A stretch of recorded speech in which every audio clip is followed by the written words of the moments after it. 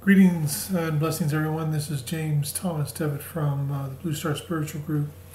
Today we're doing the second part to our video of Starseeds, Lightworkers, Darkworkers, volunteers, native humans, yada yada. Please understand that with this, some of the information that I may share today will be the same as what was on the other video. However, it won't be, there'll be a lot of new stuff as well. So basically what's happened is as this planet has been deemed appropriate to evolve, volunteers were called forth to come to participate on this planet to assist in that evolutionary process. Hold on, just gonna do a little music, so hold on just a second. Loving you. Anyway, so there are volunteers here from the Pleiades, Sirius, Arcturus, Orion, Alpha Centauri, from many different places, different realms, different dimensions that have all come here to participate. Now today I'd like to talk about a few of the different groups that are here, okay? With the Pleiadians, they, in their star system, they were the last ones to go through this evolutionary process that we are going through. So the Pleiadians have actually been very much involved in what's been going on here. They're like the parents to this planet, if you will. Many of the volunteers that are here on this planet were on the Pleiades and helped them evolve as well. That's why I was saying the volunteers are masters of evolution, of doing this type of work. But whether you proceed with the evolution or not is not up to the volunteers at all. It is up to the native human population. We've gone through 4 cycles, grand cycles, where the choice was made not to proceed with evolution. And basically we started over again. And not all volunteers have participated in every grand cycle. A small number have, but many of the volunteers have participated in more than one grand cycle. Coffee. So, having said that, there are different aspects here because there's not one group that can do everything. To organize a project like this takes a lot of work, and there's a lot of things to consider. A long time ago, there was a group that thought it would be really good to stake claim here, and they didn't have a right to. And there was a war that ensued. My son Zach remembers that war. He fought in that war. He has memories of it, and it actually affects him quite a bit in this life. I don't think it affects him quite as much now as it did earlier. But he still has memories of it, and there are other people on the planet who also have memories of it. And there is a group who are kind of in charge of, I'm going to be using basically like human terminology and words because it just makes it easier, and it doesn't actually describe things properly, if you will. But unfortunately, I can't relay all of this in universal light language and expect everyone who watches this video to understand it all. The purpose of videos like this is to pass on information, and the more people know and the more information people get, the more information can come through, the more awakening and activations happen and things like this. There is a group. I kind of liken them a little bit to like Star Trek Next Generation type. They serve. They are Lightworkers. They are amazing beings. They really are. At one time, before the decision was made, they actually had put into place plans to evacuate the planet if need be. Now, what would cause an evacuation of the planet would be the destruction of the planet. It's one thing to make a choice not to proceed with evolution and then to reset everything and begin again. But if you destroy the planet, there's not a planet here to restart, shall we say. So they have to be taken elsewhere. And once the native human population received the divine spark and a soul was created within them, it was a situation where they could not be thrown to the wolves, as it were. So there is a group of Lightworkers who were very instrumental in the war, the galactic war, if you will, kind of like Star Wars, if you will. There is a reason why things like Star Wars and Star Trek have been created. By the way, I'll let you in on a little something, a little nugget here that a lot of you may not be aware of. A lot of the information Gene Roddenberry got for Star Trek came through channeling. There's a book, my son has it, it's called, what's it called? I'll have to ask him, I don't remember it. It's a channel book.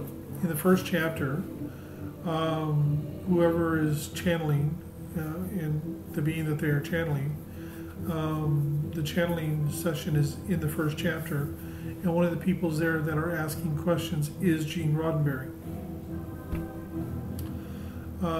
Makes you wonder where some of the concepts that he got for the show, where they came from. Well, they came from out there, as it were. The Ashtar Command has been very active here.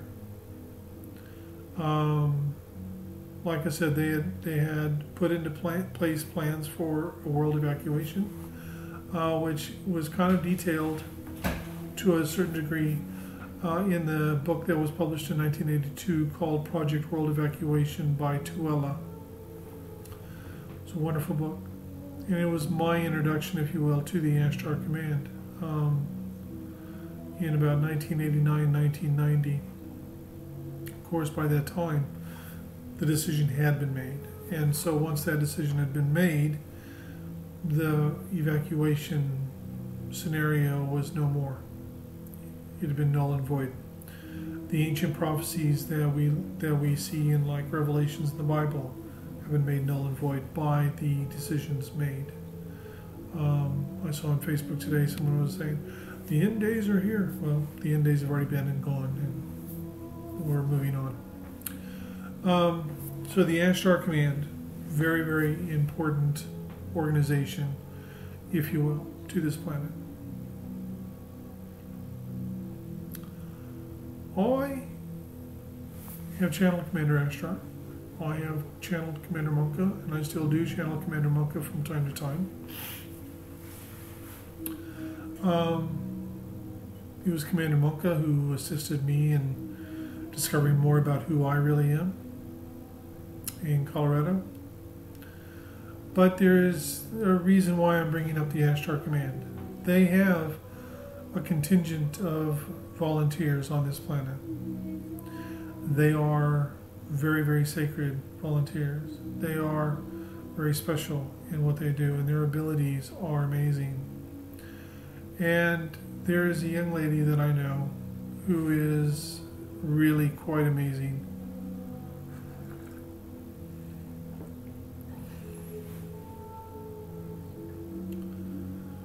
When I first met her, I was struck by her energy. And like most volunteers on this planet, she has gone through a lot of rough times and rough patches and challenges, as all volunteers do. But she has really been awakening to herself. And so I contacted her just recently and I asked her for permission to mention her on this video. Because I am convinced, and through my discernment, and I've told her this, and she's discerned this as well. She is actually the daughter of Commander Ashtar in physical here, and her name is Fiona. Fiona Shrimp. She lives in Australia. And she is beyond amazing. And her abilities are growing. She is indicative of the volunteers that are here and the level of volunteers that are here.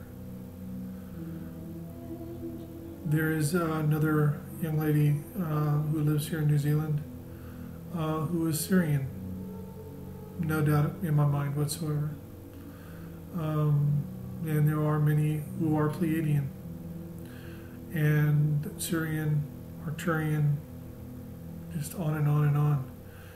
We are all here. We are individual aspects of a greater whole, and we are all here for the same reason, which is the evolution of this planet. Now, there are some other things going on, which I'd like to address as well. There are those whom we all know as the Greys, the Zeta Reticuli.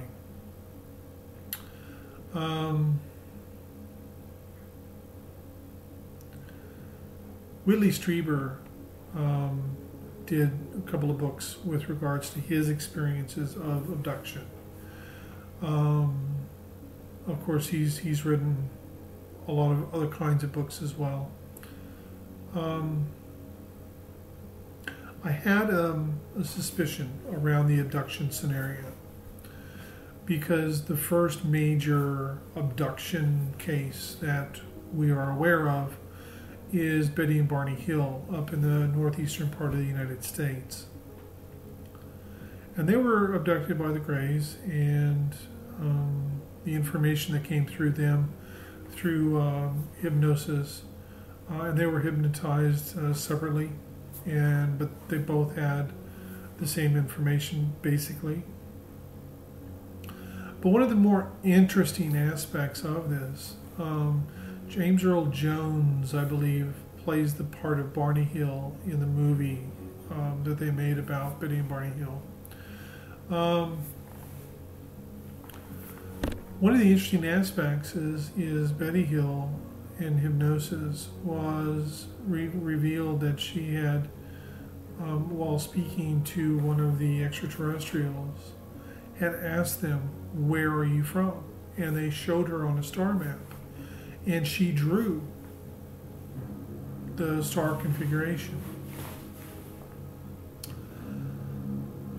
The doctor who hypnotized them, who found out all of this information, contacted astronomers and whatnot, and said, "Here is the star configuration. Can you tell me about it?" And they were basically like, "No, never found it, never seen it."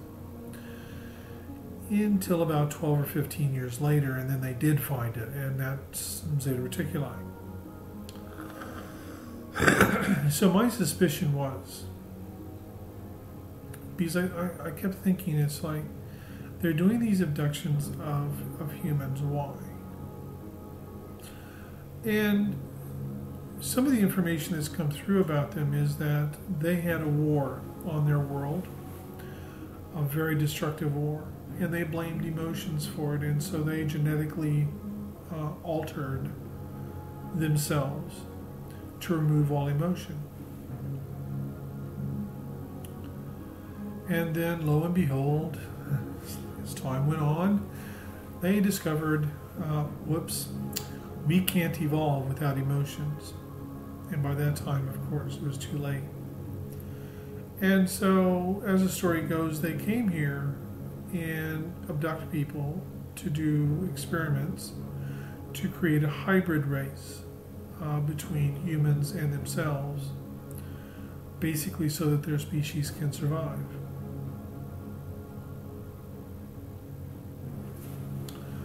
I thought about that.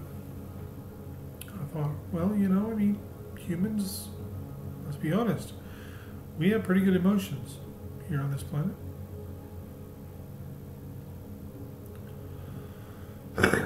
And I also, listening to different abductees, some of them were terrified. Some of them were like, they just felt so violated and like, this is the most horrible thing that's ever happened to me in my life. I can't believe this is happening. And yet there were other people who were like, well, this is part of my life. I mean, it's happened all my life. And, I don't necessarily like it, but, I live with it. It's fine, And then the last group, which were like, we are the chosen ones. And they feel that way. That's how they experience it. That's what they feel, is that they have been chosen for something much greater. And many of these abductees have actually gone back and been abducted and seen their children that they have parented artificially, as you will. So I suspected something. And my discernment and feeling of this was basically confirmed on a day in California, Northern California, when I actually got to meet Whitley Strieber. I believe that what happened is they created a situation, got permission to do this as well, I believe, to have their own people incarnate on this planet. And these are the people, through time. Hold on. Luna just came in, and I'm going to let her in the other room. Be right back. Sorry, Luna's my cat. She just came in. And they would go through multiple lifetimes, rebuilding, if you will, or reinvigorating the emotional body, because they're incarnating here in a physical form, in a human form, which has emotions, but they're incapable of expressing those emotions.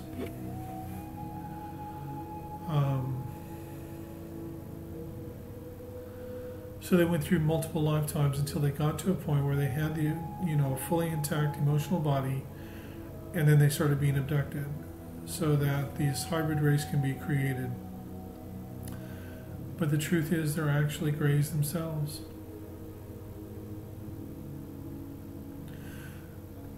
But when they started incarnating here, things started changing for them. And very interesting.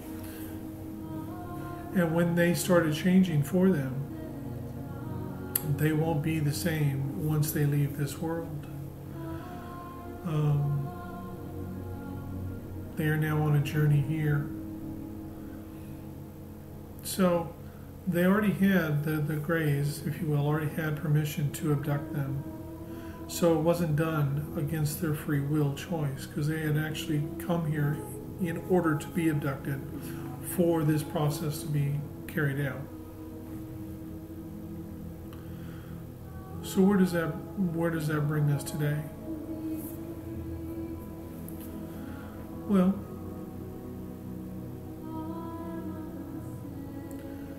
there is a large number of volunteers on this planet right now. Many of them are awake, many of them are not. And there are quite a few who are currently awakening now. There are many volunteers who are just being born now.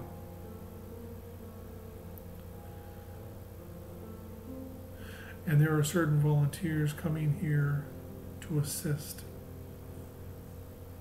as this moves forward. Watch the news. What's going on? We have conflicts in Africa, we have conflicts in the Middle East, We have all sorts of things happening. We have people dying. We have so many different things happening right now because things are being reset. Things are being changed at a molecular, cellular level. There are many who think that we are in the end days, that time is slipping away. And in truth, the journey's just begun.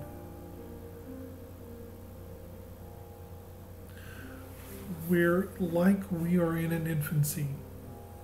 Think of it this way. All the volunteers who are here, the older volunteers, they are finishing up a program that basically completed on December 21st, 2012. When they leave here from this incarnation, this embodiment that they're in right now, when they return, they'll return with a new energy, with a new sense of being, a new sense, a new purpose, if you will. This is an exciting time. Imagine a volunteer who is 5 years old right now. 5 years old, right now today. They just turned 5 today. It's 2015. I'm 51 years old. Okay? So,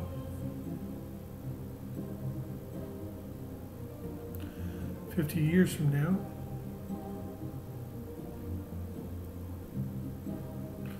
will be 2065. So, 2060. Okay? 2060.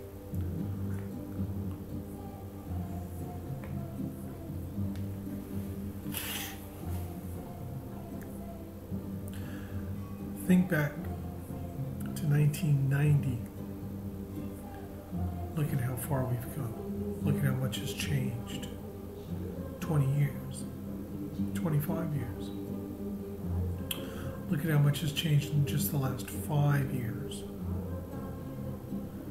Can you imagine what's going to change between now and 2060?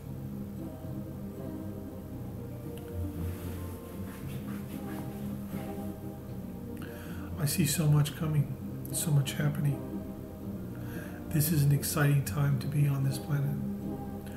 We are creating a new reality, a new pathway for people to walk. I'm a volunteer, but I'm not a light worker, and I'm not a dark worker. There are those of us out there who truly walk the middle path. We are neutral. We can interact with anyone, no matter what whether they are of light or darkness, doesn't matter. Not to people like myself.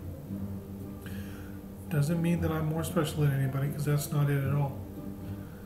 We are unique individuals, but we are part of the greater whole, which means that we each have a soul, we each have a connection to God, Source, God, Goddess, whatever word you want to use for it, doesn't matter.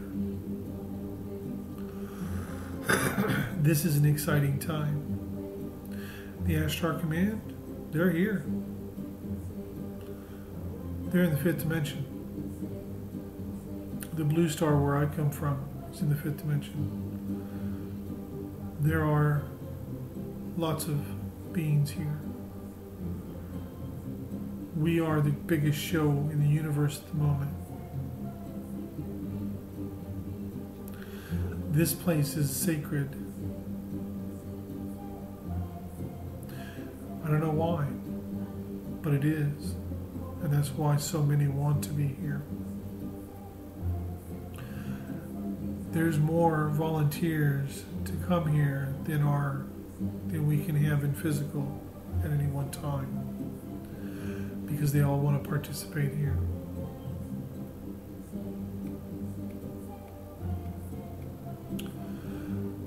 There's also the Galactic Federation of Planets. Who knows if that's its actual name, but it's, there is so much going on. There is a massive amount of life in the third dimension in this universe, in the fourth dimension, in the fifth dimension, in the sixth dimension, in the seventh dimension, in the eighth dimension. It's massive.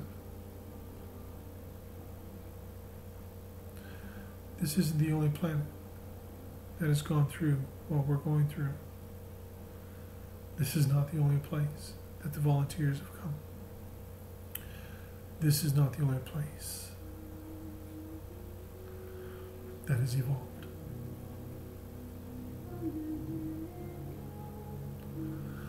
I'm making this video, I made the other one as well, to reach out to all Starseeds, Lightworkers, Darkworkers, all of the volunteers, no matter what realm you come from, no matter what star system you come from, doesn't matter, to let you know that you're not alone. We are here together. The gatherings have begun. It is time. A little message for my dear friend Fiona. If you think the ride's been fun so far, just wait, because it's about to really take off, especially for you and for others like you who are here now. So pass this message on far and wide. Get the word out. You want to connect with home? Yeah? Through your heart. It's time. So I'm going to pass on a message to all you Starseeds, Lightworkers, Darkworkers, and volunteers, as well as the awakening native humans who are listening to this as well, because you got to understand that there's a number of native humans who have been awakening to a much greater reality. They're not from somewhere else. They are from here. But they are awakening.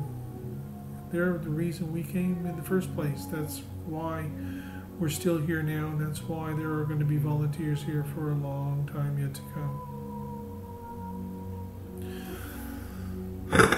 So, listen carefully, but with your heart, not with your mind. Let your mind shut down. No expectations. No preconceived notions, no rules, no anything. Let it all go. Just open your heart and listen from your heart center. That's all you gotta do. Because this message is being transmitted universally right now.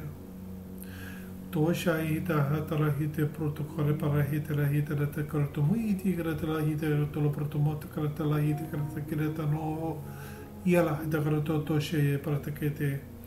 Yatkaratele to more yatakarita protonolo pratite te lordo shabarakite. Yala hatoroto mai takratai to rolo prakiti shinkarata nomota. Yala hitakarato no etapai. Yala hatokoroto mota rotobakai toroshtiki. La yenia karato nomo etakarate la protno shat karatara itakoroto mota. Orapaka tara protodoi shikaratamita lobraketa moshiti tiakatopasha.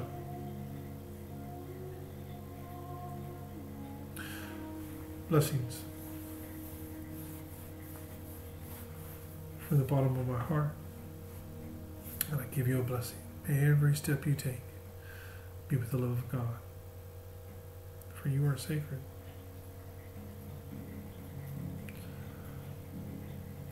I represent the Blue Star Spiritual Group and the online group in Facebook called The Way Spiritual Philosophy. The ride is just beginning. enjoy each step.